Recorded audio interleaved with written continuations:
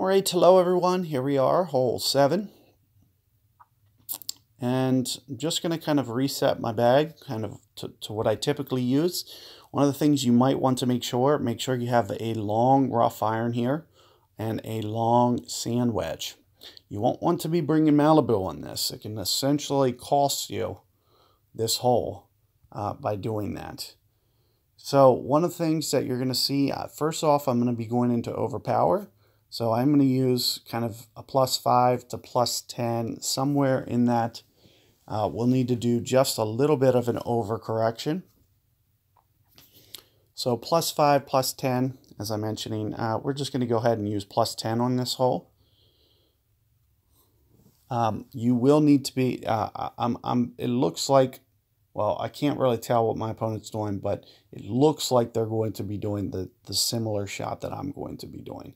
Now, with the Kingmaker X, you could probably back off the power. It probably will make this a little bit easier. What I'm going to need to do, since I'm only probably going to use a Kingmaker, I'm going to have to go a little bit more power than my opponent here, but you can see that they can get it right into the fairway. It's going to give you a very good chance.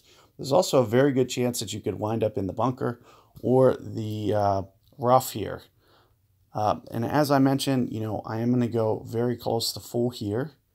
And we'll just want to use this arrow, 9.2 rings.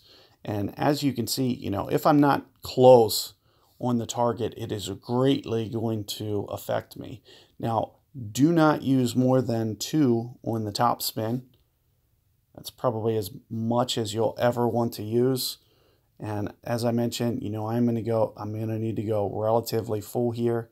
And I'm also going to need to go right around 10. I think I went 10 rings.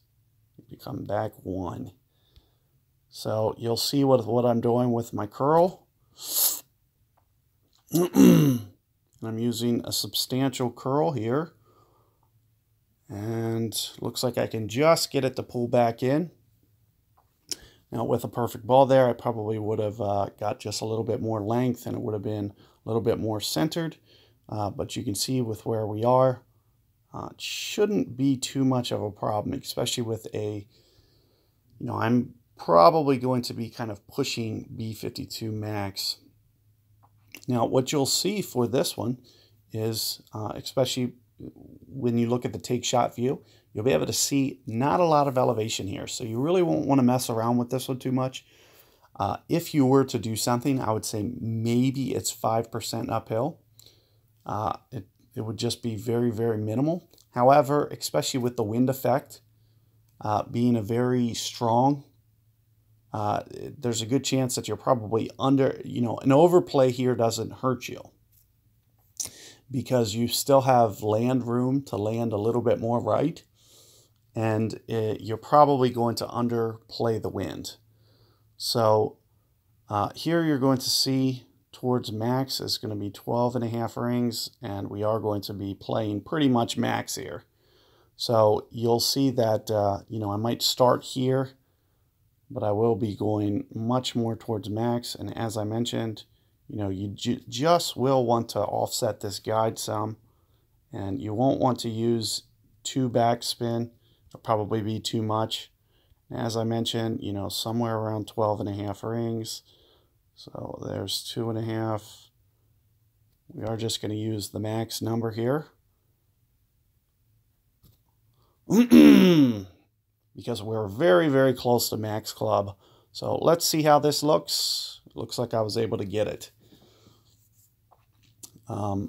So just make sure that you're offsetting that ball guide.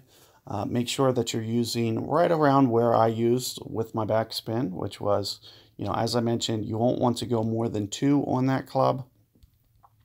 So good luck there, guys. It should give you a very reasonable chance there to be able to hold that one. And I will catch you guys on the next one.